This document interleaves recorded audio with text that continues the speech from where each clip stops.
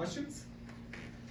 All right, now that you've done all the 10 games of research, I'm sure, have you broken down the film and done a bunch of it yet? Yeah, we watched some games. How much do you watch in a situation like this? Totally new team. How many games do you watch? Do you try and keep it small? Not as much as the assistants, but I try to watch a couple full games, and then the assistants will send me some clips on specific actions. We'll go through personnel, things like that.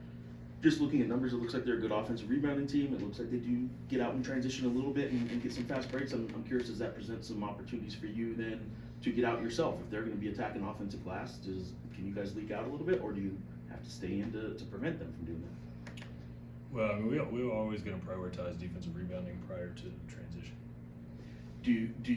Are they a team that looks a lot like, I would think just because of who he used to coach for and with, do they look a lot like New Mexico State? Are they doing a lot of the same things, or is that so long ago, November, that?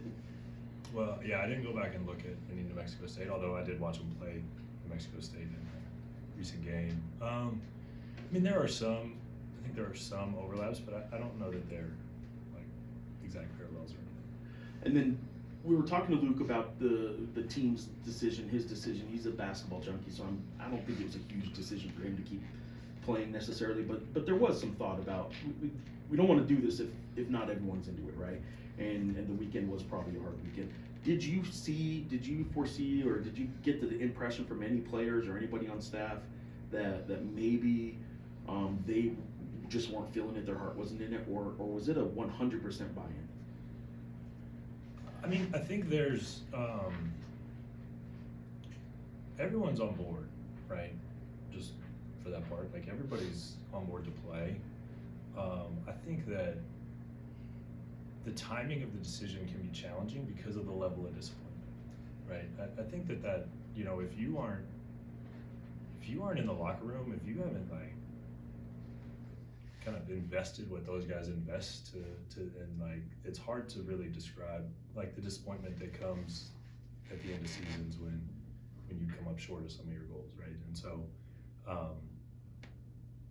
there was real disappointment in our locker room, for not accomplishing some things we wanted to accomplish, and then you got to turn right around and think about like other things. So I mean, I think that is some of the difficulty with the kind of progression into non-NCAA tournament events. Coach, last time I talked to you on the Zoom, asking you about Sam Houston, what have you seen? What do you know about him? What do you think will be any kind of issues or anything like that?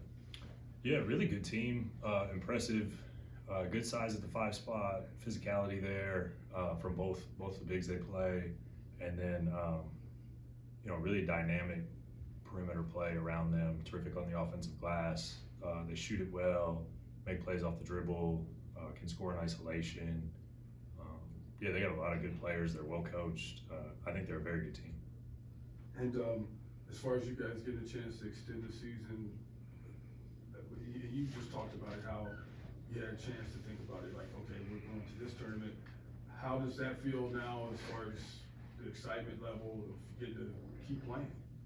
Yeah, I mean, I think we mentioned Luke earlier, Dayton, any of the guys who are kind of wrapping up, to me, it's about those guys getting an opportunity to continue their basketball careers and us being part of that. We want to be part of that. We want to help them do that. We want them to, I really enjoy being around this group. I enjoy coaching this team. And so ultimately it's about this group staying together a little longer and now trying to fight to extend that kind of one opportunity at a time. The decision to play in this tournament, when you walk into that meeting with the players, do you just say, guys, this is what we're faced with, it's on you now to decide, or do you have to lobby one way or the other? No, I mean, I talked to a lot of the players prior to, but ultimately I made that decision. You made the decision to play in this thing, so, yeah. Okay. Did you watch the selection show on Sunday? We put that question to Luke earlier. I did not watch it. Did you watch the championship game? I did not. Is that difficult? Was it just trying to get away from basketball, or just trying to detox at that point?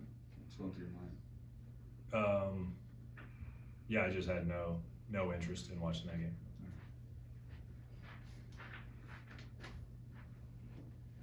Coach, looking a little bit at Sam Houston's personnel, Cashy Knapp, their senior number 4, a really dynamic player. Seems like he could be an interesting matchup for guys like Dayton. Can you just speak a little bit more about him? Yeah, dynamic is a great word for him. He's a terrific player, defensive player of the year in their conference. He's unbelievable on the glass, offensive glass, defensive glass. Makes a ton of plays, shoots it, gets to the rim. He really jumps off the screen on film with some of the plays that he's making that are, kind of catch your eye with his athleticism. And then their leading scorer, Po Boy King, I don't think he played in their last game. He's been a little injured down the stretch. Whether or not he does play, is this team any different with him on the floor or not on the floor? Yeah, he adds another, some volume 3-point shooting, capable scorer, obviously. So, yeah, he's a really good player, and we're planning on him playing, and we'll adjust if he doesn't. But yeah, certainly someone we have to be aware of and make sure that we identify in a lot of different situations to not allow him to get going. Health-wise, are you guys good to go with even Milos, I know the foot injury and stuff? Everything else good to go for the NIT? Yes.